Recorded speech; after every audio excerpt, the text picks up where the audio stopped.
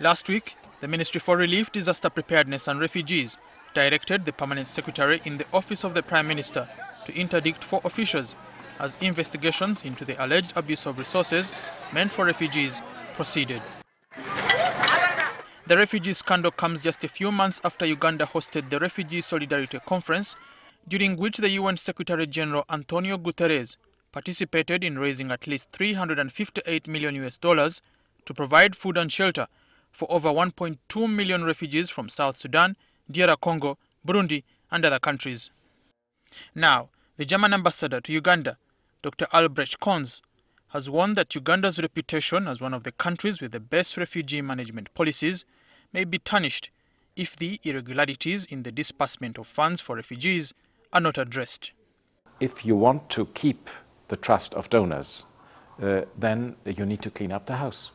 Ambassador Conze adds that Germany, which is currently the largest European Union donor towards Uganda's refugee settlement policy, might reconsider future funding if action is not quickly taken to deal with the diversion of funds. Once Uganda can say, now we are clean again, I think trust can be maintained.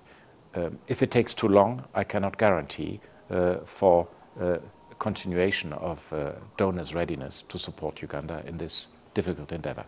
The German ambassador also recommended the institution of systems that increase transparency and accountability in the use of refugee funds.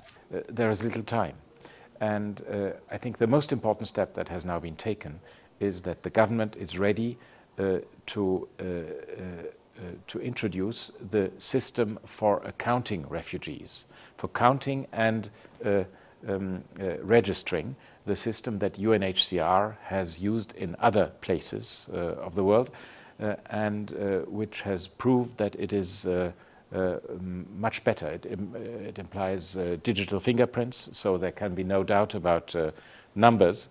Over the years, Uganda's policy on refugees has been praised globally, but with the recent diversion of funds, it's likely that this trust has been eroded and may take time to rebuild.